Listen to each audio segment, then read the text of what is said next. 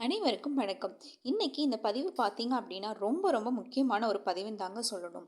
ஆமா, நம்ம பொதுவா பார்த்தீங்க அப்படின்னா, தாலிக்குடைய மஞ்சள் சரடுல போட்டிருப்போம் இல்லைங்களா? அத எப்படி மாத்துறது, எந்த கிழமையில மாத்துறது அப்படிங்கிறத பத்தின சந்தேகம் பார்த்தீங்க அப்படின்னா, நெறையா பேத்துக்கு இருக்கும். அத பத்தின பதிவு தான் பார்த்தீங்கன்னா, இந்த வீடியோல ஃபுல்லா நம்ம பார்க்க போறோம். ஸோ வீடியோவ ஸ்கிப் பண்ணாம பாருங்க.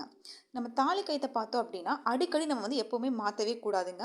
அந்த கயிறு ரொம்ப பழசாகி ஒரு மாதிரி மங்கிருச்சு, கலர் மாறிடுச்சு அப்படின்னா மட்டும்தான் அதை மாற்றணும். பொதுவாக தாலி கயிறு பார்த்தோம் அப்படின்னா வருஷத்துக்கு 2 டைம் மாற்றிக்கலாம்.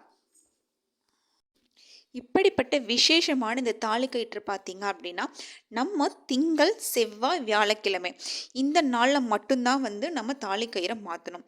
சில பேர் வெள்ளிக்கிழமையிலேயே மாற்றலாம் அப்படின்னு சொல்லுவாங்க. ஆனால் திருமாங்கல்யத்தை பார்த்தீங்க அப்படின்னா வெள்ளிக்கிழமை கண்டிப்பாக மாற்றக்கூடாதுங்க. அது ரொம்ப ஒரு தவறான விஷயம். சரிங்களா? அதே மாதிரி இந்த திருமாங்கல்யத்தை மாற்றும் போதுன்னு பார்த்தீங்கன்னா யாருமே பார்க்கக்கூடாது. தனியாக நம்ம மட்டும்தான் எடுத்து அதை மாற்றிக்கணும். சரிங்களா? இல்லை புதுசாக கல்யாணமானவங்க அப்படின்னா நமக்கு மாற்ற தெரியாது இல்லைங்களா? அப்போ மட்டும் நம்ம அம்மாவை மட்டும் கூட ஒரு துணைக்கு ஒருத்தர் மட்டும் வச்சுக்கலாம். சரிங்களா? மற்றவங்க பழைய தாலிகள் இருக்க போகும்பொழுது அதை அவங்களே மாற்றுறதுக்கான இது அவங்களுக்கு தெரிஞ்சிருக்கும். ஸோ அவங்க அந்த முறையை பின்பற்றலாம். இன்னொன்று, கர்ப்பமாக இருக்கும் பொழுது பெண்கள் அவங்களோட தாலி கயிற்று அல்லது தங்கத்தாலான சரடையோ கண்டிப்பாக மாற்றக்கூடாதுங்க. அந்த காலத்தில் பார்த்தோம் அப்படின்னா நம்ம சரடில் மஞ்சள் தேய்ச்சி தான் குளித்து எல்லாமே பண்ணிட்டு இருந்தோம். இப்போ பார்த்தோம் அப்படின்னா எல்லாருமே அந்த தங்க தாலி சரடு இதுக்கு மாறிட்டாங்க. அதனால் இதுக்கு மஞ்சள் பூசுறது இல்லை, எதுவுமே பண்ணுறது இல்லை. ஸோ அப்படி நம்ம கைதில் மஞ்சள் பூசி குளிக்க போகும்போது பார்த்தீங்க அப்படின்னா அது நம்மளுக்கு எந்த ஒரு மார்பகத்தில் எந்த ஒரு நோயும் அண்ட விடாமல் அது ஒரு கிருமி நாசினியாகவே நமக்கு பயன்படுதுங்க. அடுத்தது ரொம்ப முக்கியமான விஷயங்க.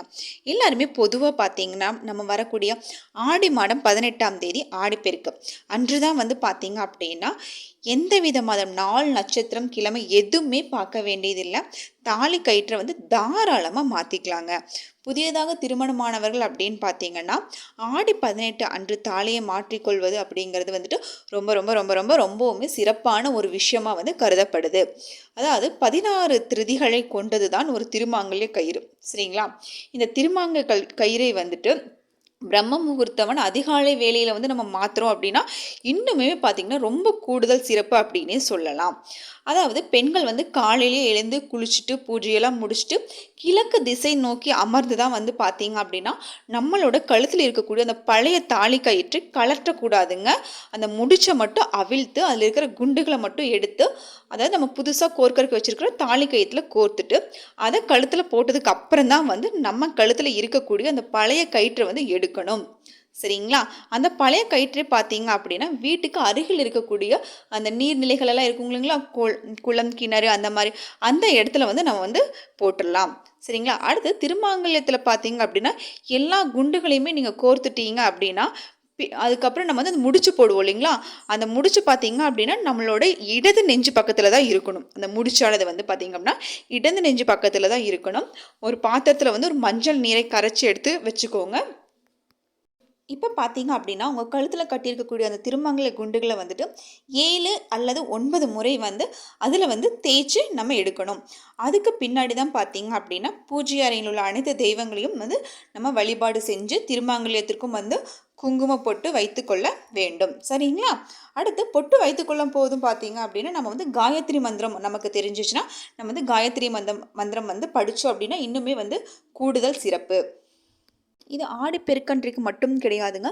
நம்ம எப்பெல்லாம் இந்த தாலி சரடை மாற்றுறோமோ அப்போ எல்லாமே கண்டிப்பாக அந்த மாங்கல்யத்துக்கு மஞ்சள் குங்குமம் வச்சு நம்ம சாமி கும்பிடும். அப்படியே பார்த்தீங்கன்னா நம்ம பக்கத்தால் இருக்கக்கூடிய ஏதாவது ஒரு அம்மன் கோவிலுக்கு போய் சாமி கும்பிட்டு வந்தோம் அப்படின்னா இப்படி செய்ய போகும்போது நம்ம தீர்க்க சுமங்கலியாக வாழ்வோம் அப்படிங்கிறது ஐதீகம்.